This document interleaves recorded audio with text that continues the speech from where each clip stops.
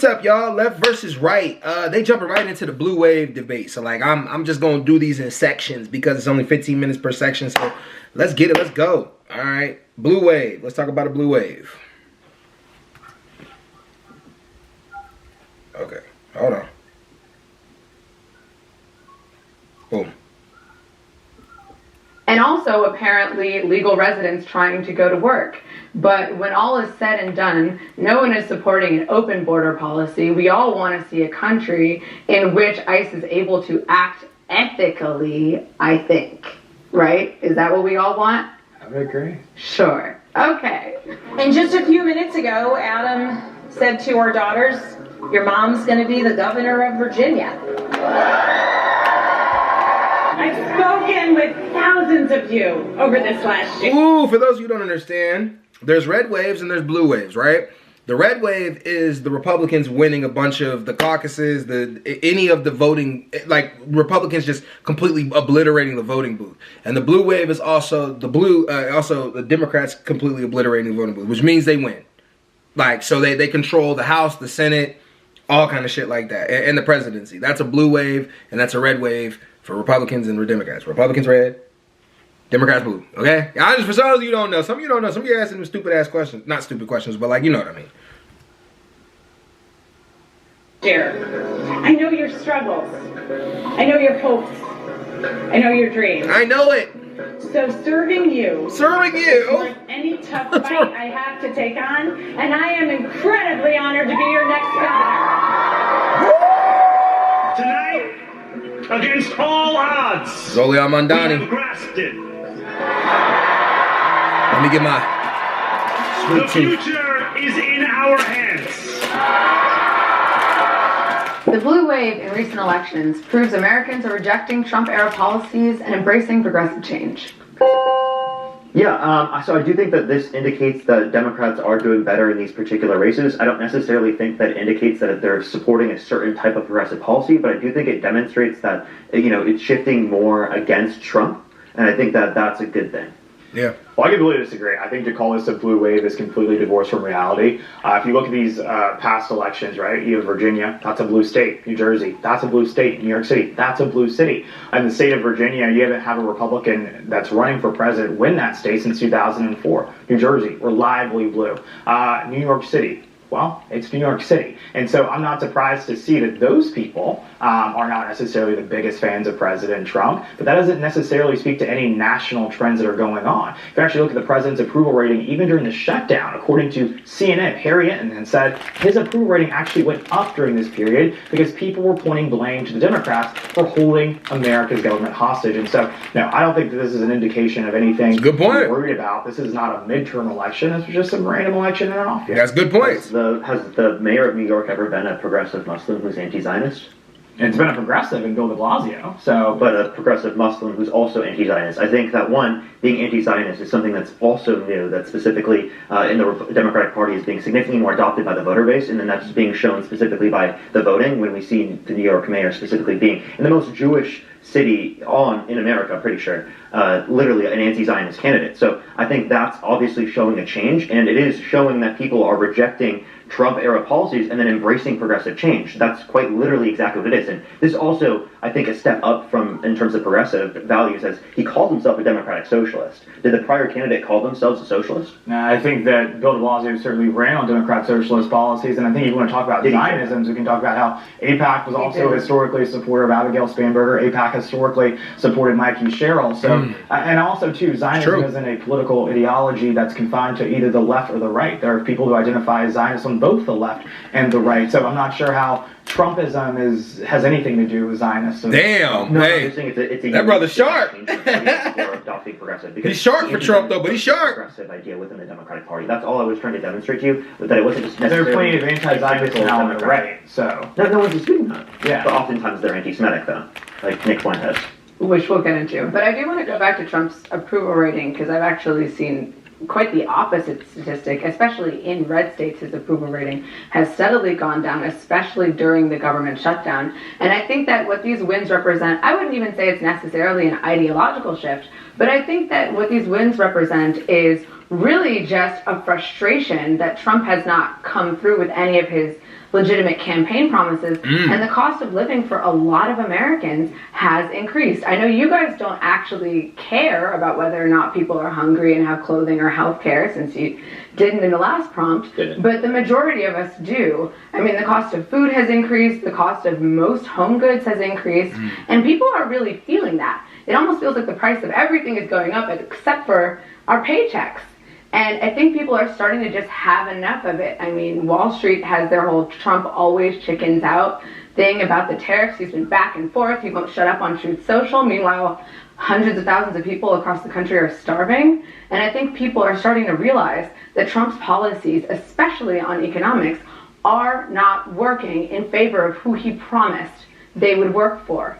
Farmers and small businesses have been reaching out to Trump constantly. He is not listening to them. And not only is he not listening to them, but then he goes on in his speeches and he goes, the economy is doing so great.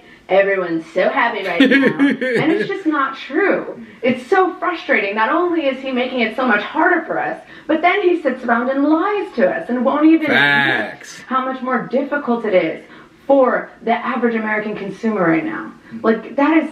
Everyone, I think, is just getting kind of fed up with that. The proof is in the pudding. Numbers don't lie. Bills don't lie.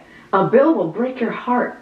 Yeah, you're right. Numbers don't lie, and what we do actually see in those numbers is that the cost of things like eggs, everyday goods, are going down steadily month over month. And so I would push back on that claim. I would also push back on the claim that we don't care about the cost of living in this country. I cared about the cost of living in this country when I voted for President Trump in November of 2024, when we saw record high inflation under President Joe Biden, policies that you probably voted to continue under Kamala Harris. And so I will say I do care about bringing these costs down. I think there is an affordability problem in America, and we need to be serious about doing things that will bring those costs down. Socialism is not the solution to that. So Zoran Mamdani, you want to say, is a solution to those problems. Look at every place in the world where socialism has been attempted, it has failed. Those people go hungry. Those people are starving. And if you really want to stop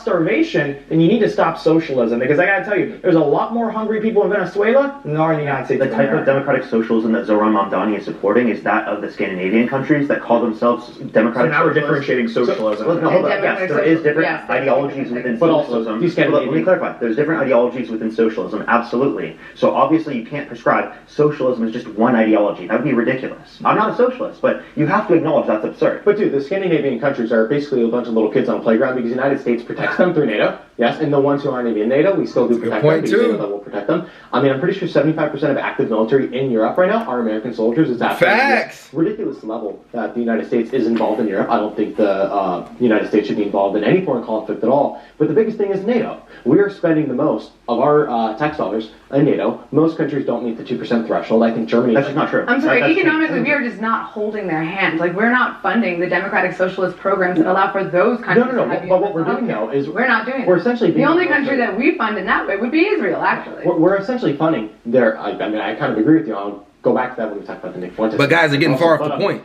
With the Scandinavian, it's supposed to be a blue wave. The only reason they're able to put a lot of their tax dollars into all these great programs like the free healthcare and the free education is because they live in La La Land, because we protect them and they don't need to have a military that can actually protect them. Not only do they have a military, but they spend a proportional amount to how much we spend in terms of a percentage. No, they do not. Actually, they've changed. The point you're making there isn't true anymore. There's been a vast change. Most NATO countries meet that 2% threshold. Because of President Trump demanding that they do. No, and Biden. You can't just say that.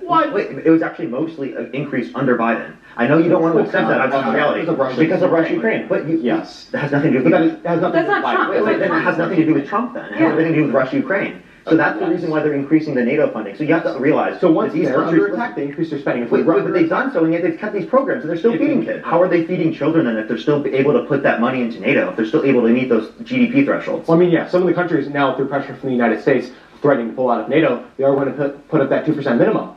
But the thing is we go way above that 2% minimum. I don't personally know exactly what the number is, but it is multitudes higher than the 2% minimum. We protect all these European countries so they can go play around in La La Land and have their free healthcare and have their free education. But the thing is if we were to pull out of NATO, these countries would go crap, and they're going to triple their military spending, and they would have to take back funding from their free healthcare and their free education. I'm sorry, who is at war with Norwegian, though? They're not even, like, in active combat. And Like, the reason why they're not is because we protect them. Russia has not invaded Poland or Lithuania or a lot of the Baltic states because they know the United States will jump in. Europe would step up together. And also, U.S. being involved doesn't necessarily mean that that's the only reason why they're able to do these programs. We have the ability to fund these programs in the United States. We just choose not to because we give massive tax breaks to millionaires and billionaires. We spend $900 billion a year on the military budget. If we took just 1/10 of our military budget, we could do free universal schools, right, for people to get access to in terms of free public universities. That would be something that we can do. We can also feed everyone. And we can also get extra money from the tax. This is good, y'all. I ain't even got to say shit. That to literally people's health care. 20% of the U.S. military budget, just the military budget alone, could end world hunger in 5 years. Parker. Damn. Some of the reason we don't fund those programs is because Damn. No, you got to clap for that one. 20% of the U.S. budget on military spending could end world hunger. 20%. Hold on. Just drink that in for a second because that is a true fact. 20% of the budget that we spend on the military, just 20%, could end world hunger.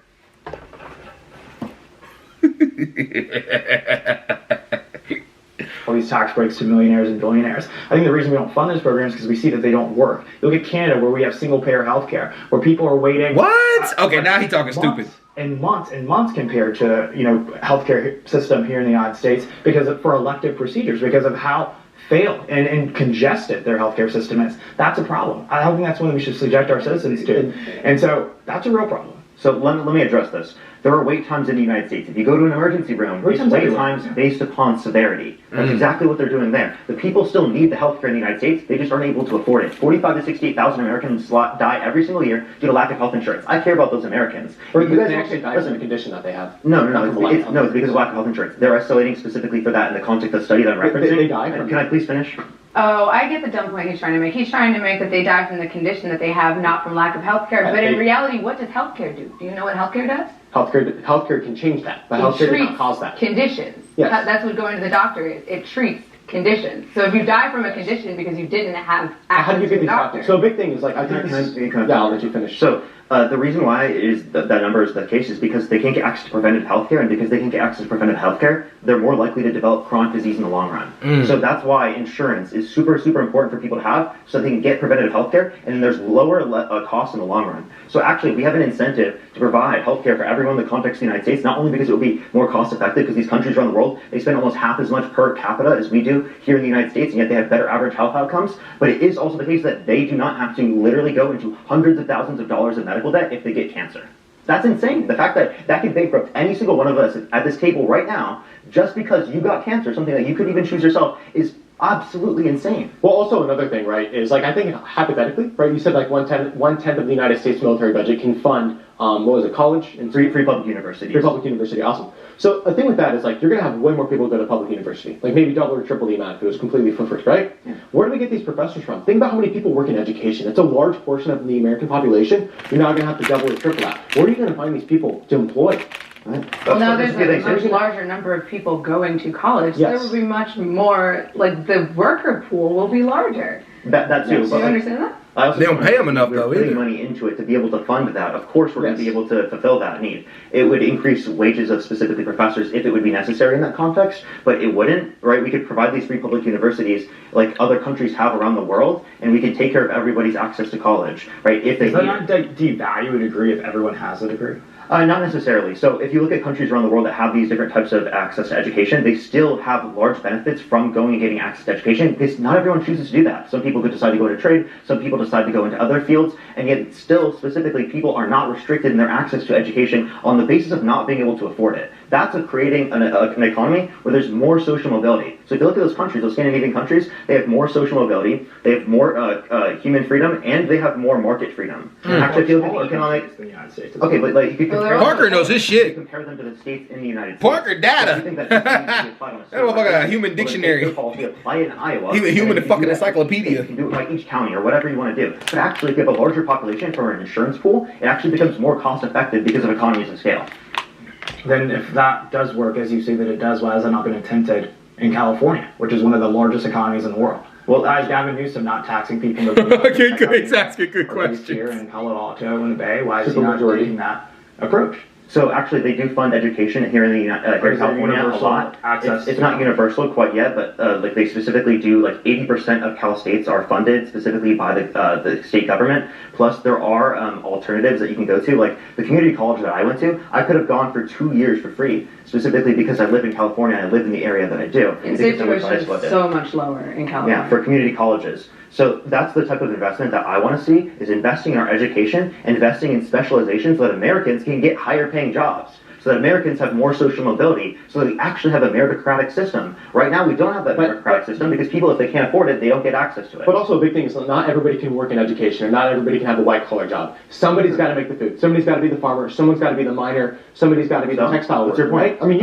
you could outsource this to a bunch of people in third world countries like Bangladesh and have them do that work. But like, if you really care about people, you're not going to say, well, I just want to see my country do very well and everyone has white-collar jobs and we're just going to outsource the crappy jobs to Bangladesh or India. Wait, no so one your says point that. is that we You're should, making up a wait, thing. hold on. But your point is that we should make college less affordable and make sure people have less access to higher education to ensure that we have enough American workers to work in what you just called crappy jobs? No, not everybody can work a white-collar job. A society doesn't function if everybody's on a computer. I agree, but you just called these other jobs crappy jobs. So why would you make it so it's harder for Americans to get good jobs and easier for them to get what you just called crappy jobs? Well, I'd say something like factory work, textile work. You just called those crappy. I think all work is noble work, but here's what I'll say. If you look at New York City, what was the demographic of people that Mamdani actually did the best with? Higher educated people with college degrees who are upset at the world because they got a crappy college degree, probably studying women's studies or some other type of bullshit,